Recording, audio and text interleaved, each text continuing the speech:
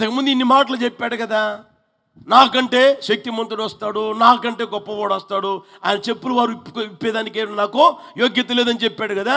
యేసు ప్రభు ఏంటి ఈయన దగ్గరికి వచ్చాడు, ఈయన దగ్గర బాప్తిసం అవుతున్నాడు ఏంటి అని అందరూ చూస్తూ ఉన్నారు ప్రియమైన వాళ్ళ. అప్పుడు ఆయన అంటాడు, అయ్యా నేను నీ వలన బాప్తిసం పొందవలసి ఉండగా నీవు నా దగ్గరికి వచ్చి బాప్తిసం పొందుటకు చెప్పండి నిరాకరింప చూశాడండి ప్రియమైన వాళ్ళ. నిరాకరింప చూస్తే ప్రభు అంటాడు, ఇప్పటికి కానిమ్ము నీతి యావత్తు ఇలాగు నెరవేర్చుట మనకు తగి ఉన్నది, నాకు కాదు మనకు తగి ఉన్నది. బాప్తిసం పొందుట అనేది దేవుని సంకల్పం, అర్థమవుతుందా? బాప్తిసం పొందడం అనేది దేవుని సంకల్పం. ఇప్పుడు చూడండి, దేవుని సంకల్పం అయ్యున్నా ఏమండి ఆ బాప్తిస్మాన్ని యేసయ్య నిరాకరించాడా? దాసుడిగా వచ్చాడు ఈ లోకంలో, దాసుని స్వరూపం ధరించుకున్నప్పుడు ఏమండి యేసయ్య నిరాకరించాడా? అర్థమవుతుందా?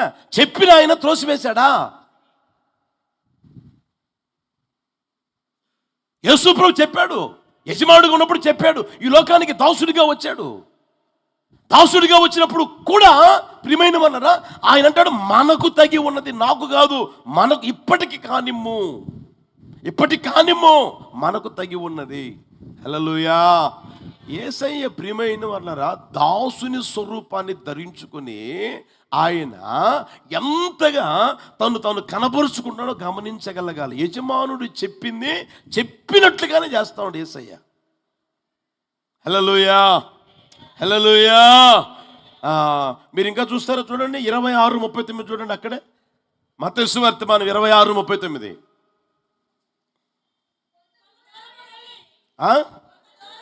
కొంత దూరము వెళ్ళి సాగిలపడి, నా తండ్రి సాధ్యమైతే ఈ గిన్నె నా యొద్ద నుండి తొలగిపోనిమ్ము, అయినను అందరన్నమాట, అయినను ఏంటంట, నా ఇష్ట ప్రకారము కాదు నీ చిత్త ప్రకారమే. యేసయ్య కూడా ఈ లోకానికి పరిపూర్ణమైన మనిషిగానే వచ్చాడు కనుక ప్రియమైన వాళ్ళరా ఆయనలో కూడా మీరు చూడండి, ఈ గిన్నె నా యొద్ద నుండి తొలగించేసాయి, ఇది నా వల్ల కాదు, నేను తాగలేని ఇది అంటాడు. ఎందుకని? లోక పాపం అంతా తండ్రి దాంట్లో మోపాడు, అది తీసుకొని తాగునానా అంటాడు. అయ్యా ఇది నా వల్ల కావట్లేదే, ఇది నా వల్ల కావట్లేదు, ఇది తీసేయి నీ చిత్త ప్రకారం తీసేయి అని అంటాడు. అయినా నా ఇష్టం కాదయ్యా నీ ఇష్టమే, నా ఇష్టం కదయ్యా నీ ఇష్టమే. హల్లెలూయా. అర్థమవుతుందా?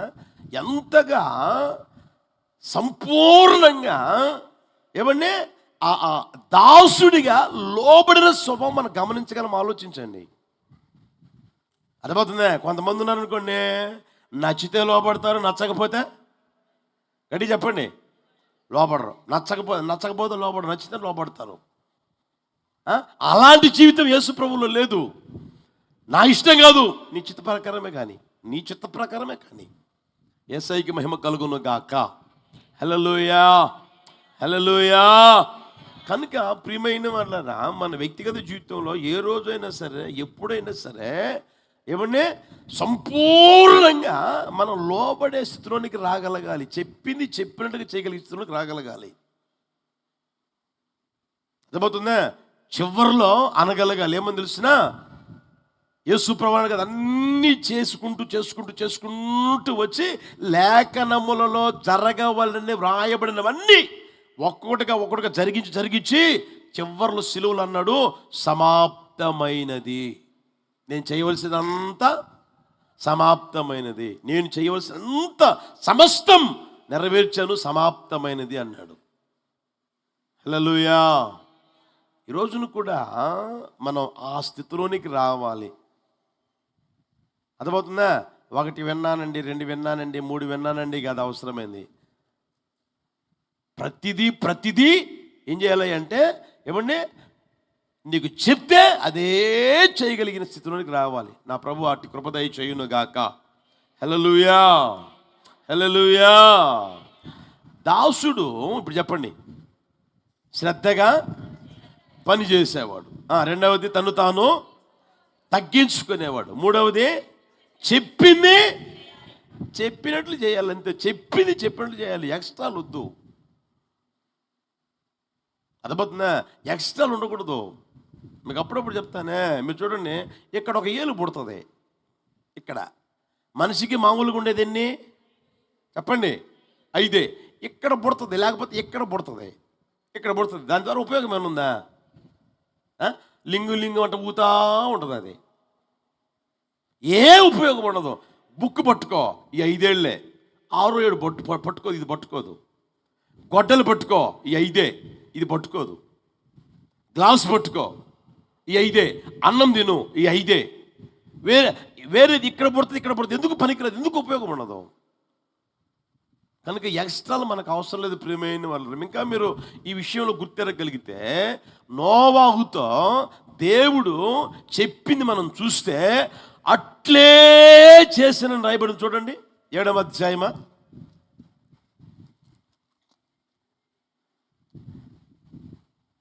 6వ అధ్యాయం 22వ వచనం చూడండి.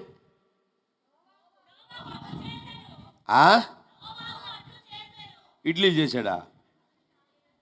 చపాతీలు చేశాడా? ఏం చేశాడంట? అట్లా అది నేర్చుకోండి. అట్లు చేయడం నేర్చుకోండి. ఇడ్లీ చేయమాకండి, చపాతీలు చేయమాకండి, లేకపోతే ఇంకోటి చేయమాకండి. అట్లే చేయండి. యేసయ్యకి మహిమ కలుగును గాక. హల్లెలూయా. మీరు మోషే జీవితాన్ని కూడా చూస్తే 40వ అధ్యాయం తీయండి. నిర్గమాకాండ 40వ అధ్యాయం తీయండి.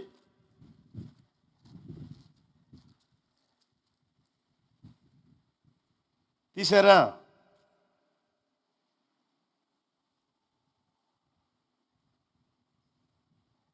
పద్దెనిమిదవ వచనం చూడండి. యెహోవా మోషేకి ఆజ్ఞాపించినట్లు 16వ వచనం చూడండి.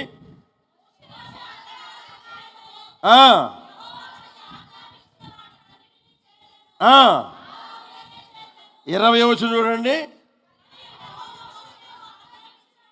22వ వచనం చూడండి. 24 చూడండి. 26, 28, 30,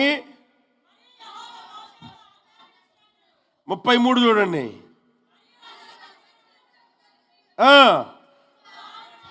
అలాగున మోషే ఎలాగునా చెప్పినట్లే అట్లే చేయండి. ఇడ్లీలు చేయమాకండి. ఎప్పుడు నా మాట ఏనండి, దండం పెడతా. ఇంట్లో చెప్పారా? అట్లే చేయండి. ఎక్స్ట్రాలు చేయమాకండి. అది ఇంట్లోనైనా సరే, ఆఫీసులోనైనా సరే, ఎక్కడైనా సరే, మందిరంలో సరే, ఎక్కడైనా సరే అట్లే చేయండి. నా దేవుడు ఆశీర్వదించును గాక, దీవించును గాక. హల్లెలూయా. ఇంకొక మాట చెప్తాను చూడండి. లూకాసు వర్తమానం 16వ అధ్యాయం 13వ వచనం.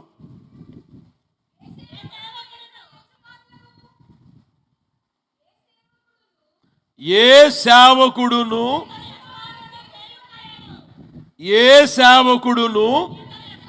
ఇద్దరు యజమానులను సేవించలేడు. ఒకని ద్వేషించి ప్రేమించును, లేక ఒకని అనుసరించి ఒకని తృణీకరించును. చాలు. అక్కడ చూడండి. ఏ సేవకుడును ఇద్దరు యజమానుల్ని సేవించలేడు. ఒకరిని ద్వేషిస్తాడు, ఒకరిని ప్రేమిస్తాడు. ప్రియమైన వారు, అంటే ఆ యజమానునికి దాసుడు ఎలా ఉంటాడు అంటే నమ్మకమైన వానిగా ఉంటాడు. ఒకరిని ద్వేషించి ఒకరిని ప్రేమిస్తాడు. ఒకరినే. ఇద్దరు యజమానులకి ఒకడు దాసుడుగా ఉండలేడు, ఉండడు కూడా. అర్థమవుతుందా?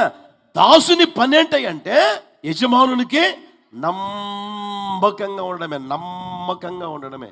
యేసయ్యకి మహిమ కలుగును గాక. హల్లెలూయా, హల్లెలూయా.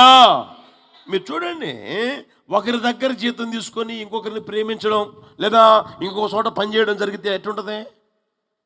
నీ దగ్గర జీతం తీసుకున్నారండి, ఇంకొక ఇంట్లో పని చేస్తున్నారు, ఎట్లుంటుంది? మీకు ఎట్లుంటుంది? అర్థమవుతుందా? సరే, అతగాని నీ గురించి ఏం చెప్తావు? వీడు నమ్మకస్తుడు అంటావా? అంటారా? అనరే. ఈ నా దగ్గర జీతం తీసుకుని వేరే వాళ్ళ దగ్గరికి పోయి పని చేస్తున్నాడు, ఇంకా చెప్పమంటారా? అర్థమవుతుందా? వచ్చేదేమో మన మందిరానికి, వినేదేమో దేవుని వాక్యము. అర్థమవుతుందా? నేను ఎప్పుడో చెప్పా, మీ మందిరంలో ఏదైనా లోటుపాట్లు అనేవి కనబడితే నాకు చెప్పండి. చెప్పానా లేదా? చెప్పానా? గుర్తుందా? ఇప్పుడు కూడా చెప్తున్నా, మందిరంలో ఏదైనా లోటుపాట్లు ఉన్నాయా నాకు చెప్పండి. మందిరంలో ఏదైనా చిన్న చిన్న సమస్యలు ఉన్నాయా అవి నాకు చెప్పండి. బయటికి పోయి చెప్పడం దానికి? బయట విశ్వాసులు ఉంటారు అనుకో, మన మందిరానికి రాని విశ్వాసులు ఉంటారు అనుకో, వాళ్ళతో మాట్లాడడం ఏంటి? వాళ్ళతో చెప్పడం ఏంటి? అంటే నువ్వెవరివి? నువ్వు తెరుస్తున్నావా? అర్థమవుతుందా? లోటుపాట్లుంటే ఏం చేయాలి? చెప్పండి గట్టిగా. సాగునికి చెప్పాలి, అవునా కదా? లేదు, ఎవరైనా కాస్త ఒక రకంగా ఏమండి అభ్యంతరకరంగా నడుస్తూ ఉన్నారు, అభ్యంతరకరంగా ప్రవర్తిస్తూ ఉన్నారు అని అంటే నువ్వు వచ్చి ఎవరికి చెప్పాలి? నాకు చెప్పాలి, అవునా కదా? ఇప్పుడు బయట ఎక్కడో నువ్వు చెప్తే ఎట్లా? నువ్వు ఎవరివి? నమ్మకస్తుడా, అపనమ్మకస్తుడివా? అర్థమవుతుందా? నువ్వు విశ్వాసవే లేదా అవిశ్వాసవే? ఒకసారి గుర్తెరగని ప్రియమైన వాళ్ళరా, చేతులు ఎత్తండి అందరూ. నేను చూపించండి. నేను చూపించాను ఇటు కాదు, ఇలా చూపించారా? మీ 5 ఏళ్ళు ఒకే విధంగా ఉన్నాయా? సరే, మీరు కన్నారు, పెళ్ళిళ్ళు చేసుకొని కన్నారు, ఒక 2 కన్నారు, 3 కన్నారు, 4 కన్నారు, నాకు తెలియదు. అర్థమవుతుందా? నలుగురికి ఒకే బుద్ధి ఉందా? నోరు తెరవండి. ఉందా? లేదు కదా. మరి నలుగురికే ఒక బుద్ధి లేకపోతే నువ్వే కన్నది, నువ్వే పెంచింది, నువ్వే పెద్ద చేస్తుంది. ఒకే తండ్రి కన్నా ఆ పిల్లలకే, ఒకే తల్లి కన్నా ఆ పిల్లలకే ఏమని ఒక బుద్ధి లేకపోతే ఎక్కడెక్కడి నుంచో ఏయో ఊర్లో నుంచి ఎక్కడెక్కడ ఏయో ప్రాంతాల నుంచి మందిరానికి వస్తే అందరికీ ఒకే బుద్ధి ఉంటుందా? ఉండదు కదా. మరి అది అర్థం చేసుకోగలుగుతున్నావా? అది తెలుసుకోగలుగుతున్నావా? అంతేందుకు నీ కన్న పిల్లలకు నీ బుద్ధి ఉందా? నువ్వే కదా కన్నది, పెంచింది నువ్వే కదా. నీ బుద్ధి నీ పిల్లల్లో ఉందా? అది అర్థం చేసుకోవద్దా? ఎప్పుడైనా అర్థం చేసుకోవద్దా ప్రియమైన వాళ్ళరా? ఇప్పుడు చెప్పండి, ఒక సేవకుడు ఇద్దరు యజమానులు సేవించాడు, ఇద్దరు యజమానులకు దాసుడిగా ఉండలేడు. ఒకరిని ద్వేషిస్తాడు, ఒకరిని ప్రేమిస్తాడు. అంటే ఇప్పుడు మందిరానికి వచ్చి ఏమంటే మందిరంలో విషయాలు ఇంకొక చోట ఎక్కడో చెప్తున్నామంటే నీవెవరివి? మందిరాన్ని ప్రేమిస్తున్న వ్యక్తివేనా? పరిచర్యని ప్రేమిస్తున్న వ్యక్తివేనా?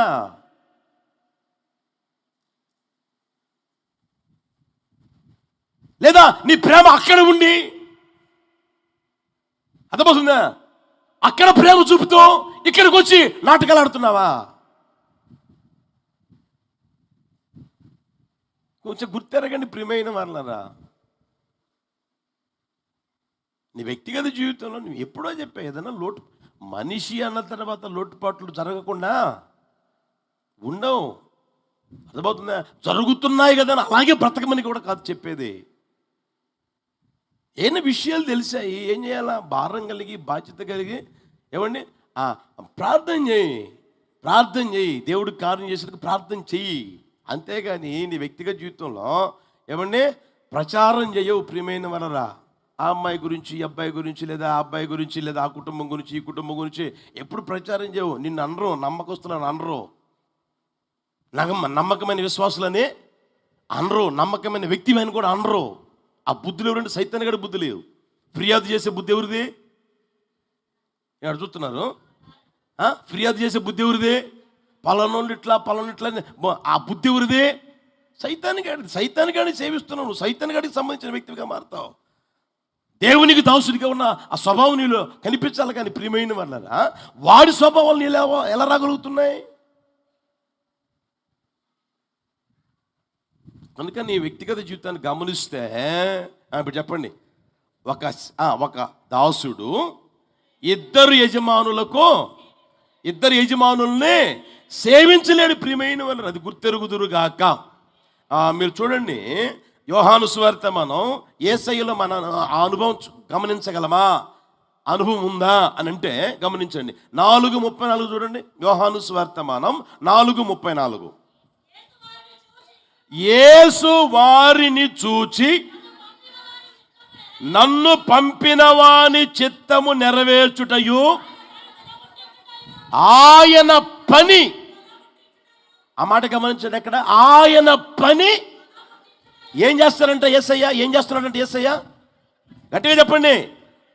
తుద ముట్టించాలని ఆశ ఉంది ఆయనకి. ఎంత నమ్మకమైన స్వభావం గమనించండి.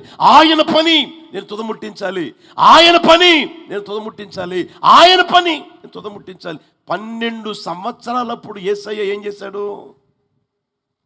తల్లి తండ్రి పట్టించుకోకుండా వెళ్ళిపోతే అంత దూరం వెళ్ళిపోయింది. ఒక దినం ప్రయాణం అంత దూరం పోయిన తర్వాత ఏసయ్యేడు అని ఎత్తుక్కుంటా ఉంటే అక్కడ కనిపించలా. వాళ్ళు మళ్ళీ వెతుక్కుంటూ యెరూషలేము పట్టణానికి వచ్చారు. వస్తే యేసు ప్రభువు వారు ఏమండి అక్కడ ఉన్న వారితో వాక్యాన్ని తర్కిస్తూ ఉన్నాడంట. తర్కిస్తూ ఉంటే ఆ మరియమ్మ వచ్చి, ఏమిరా ఇలా చేసావు, ఏమయ్యా ఇలా చేసావు, మేము నీకు గుర్తులేమా, మమ్మల్ని మర్చిపోయావా అని అంటే ఆయన అంటాడు, నేను నా తండ్రి పనుల మీద ఉండవాలనని మీకు తెలీదా? నా తండ్రి పనుల మీద ఉన్నానని మీకు తెలీదా? నా తండ్రి పనులు కదా నాకు ముఖ్యం. నేను వచ్చింది అందుకే కదా. ఆ విషయం నేను నమ్మకంగా ఉండాలి కదా. నా తండ్రి పని అంటే నాకు ఇష్టం కదా. నా తండ్రి పనే నాకు కావాలి కదా. ఆ విషయం నేను నమ్మకంగా ఉండాలి కదా. హల్లెలూయా, హల్లెలూయా. ఈ మాటలుంటున్న ప్రియమైన వారులారా, మీ వ్యక్తిగత జీవితం అది గుర్తెరుగుదురుగాక, ఆలోచన చేసుకుందురుగాక. ఆ దాసుడు ఎలా ఉండాలి అంటే నమ్మకమైన వానిగా ఉండగలగాలి. మందిరానికి వస్తున్న నీ వ్యక్తిగత జీవితం ఎలా ఉండాలి? నమ్మకమైన వానిగా ఉండగలగాలి. ఆ స్థితిలోనికి ప్రభు ఒక్కొక్కరిని తీసుకుని వచ్చును గాక. హల్లెలూయా. కొంతమంది చూడండి ప్రియమైన వాళ్ళరా, ఏదైనా పని చెప్పి చేశారా అని అడగండి. కావాలంటే నేను అడుగుతుంటాను కదా, అప్పుడప్పుడు మిమ్మల్ని కూడా అడుగుతుంటాను కదా. చేసావా, అయిపోయిందా అంటే చెయ్యాలి అని అనుకున్నానన్నా, ఈ లోపు నిద్ర వచ్చిందన్నా, నిద్రపోయానన్నా. ఏంటంట గడి చెప్పండి. చెయ్యాలనుకున్నారంట, చేయకూడదు అనుకోలే, చెయ్యాలనుకున్నారంట, నిద్రపోయారట.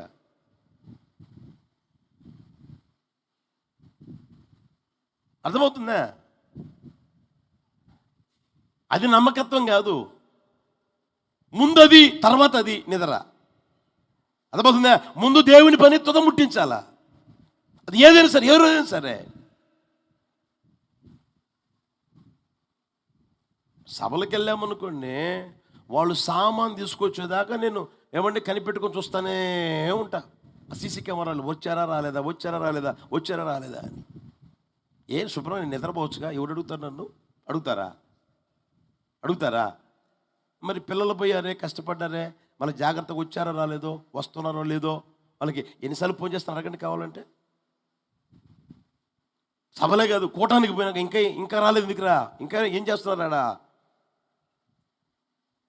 నాకు అవసరమా? కూటమి అయిపోయింది, వాళ్ళు చేసుకునే పని వాళ్ళు చేసుకుంటారు కదా, నేను శుభ్రం కొంచెం నిద్రపోవచ్చు కదా.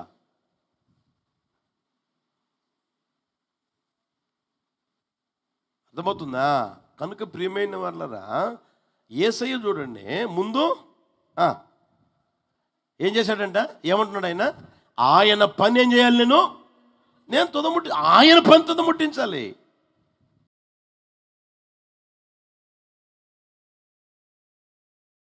న్యాయాధిపతి నీవే నా యేసయ్యా, నా యేసయ్యా.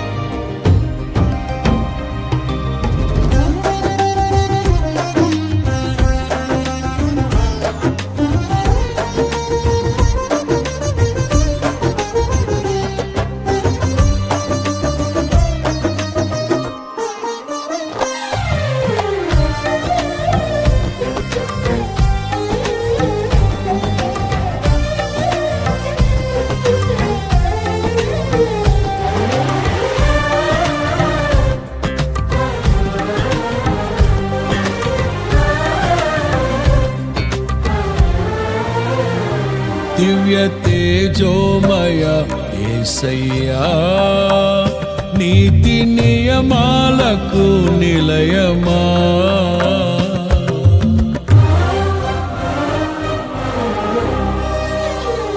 దివ్య తేజోమయ యేసయ్యా, నీతి నియమాలకు నిలయమా. నిన్ను నమ్ము నీ జనుల న్యాయాధిపతి నీవై నడిపితివి జయధ్వజముతో. నిత్యం నీకే నారాధన, నీవే నీవే నా స్తుతి కీర్తన. దివ్య తేజోమయ యేసయ్యా, నీతి నియమాలకు నిలయమా. నిన్ను నమ్ము నీ జనుల న్యాయాధిపతి నీవై నడిపితివి జయధ్వజముతో.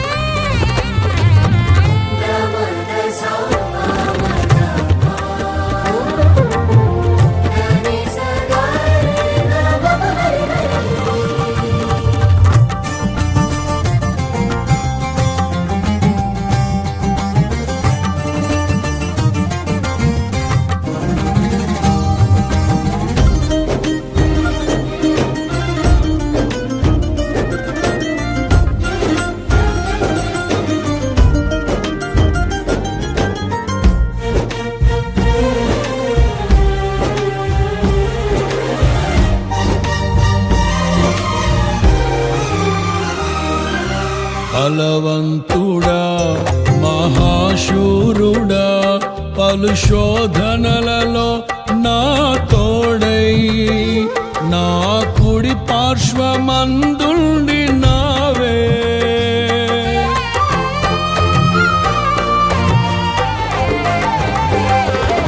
నీ మహిమకై నీవేర్పరచిన నీ పాత్రగా నన్ను మార్చి నీవు నీ అనలేని ప్రేమను చూపితివి.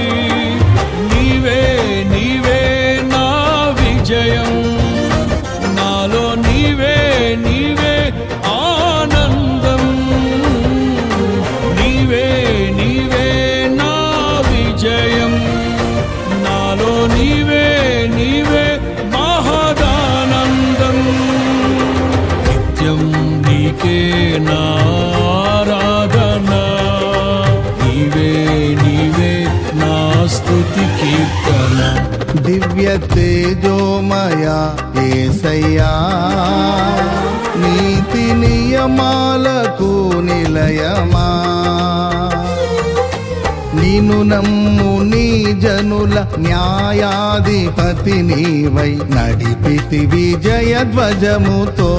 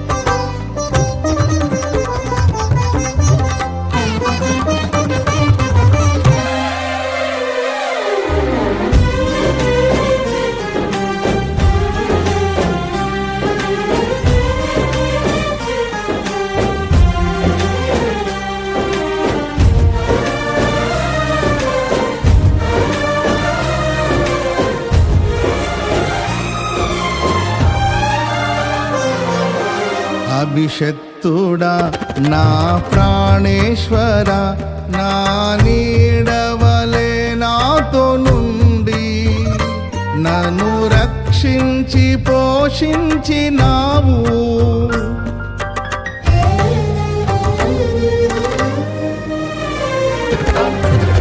నేనెన్నడు నాకై ఆశించని నీ దీవెనలతో తృప్తి పరచి నన్నీ స్థితిలో నీవు నిలిపినావు. నీవే నీవే నా ప్రాణం, నాలో నీవే నీవే నా ధ్యానం. నీవే నీవే నా ప్రాణం, నాలో నీవే నీవే నా ధ్యానం. నిత్యం నీవే నా ఆరాధన, నీవే నీవే నా స్తుతి కీర్తన. దివ్య తేజోమయా యేసయ్యా, నీతి నియమాలకు నిలయమా, నిన్ను నమ్ము నీ జనుల న్యాయాధిపతి నీవై నడిపితి విజయ ధ్వజముతో.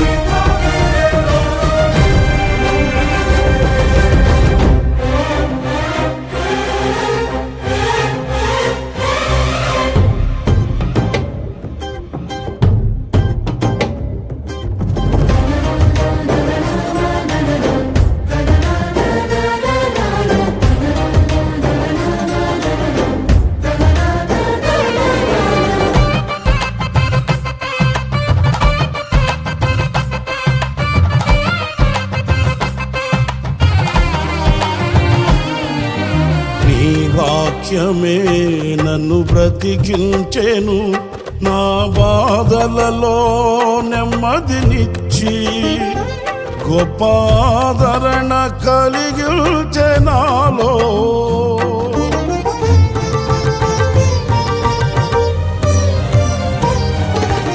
మన్నైనది మన్నైపోవునని నన్ను జీవాత్మతో నింపి నీవు నీ రూపుగా నన్ను మార్చినావే. నిత్యం నీ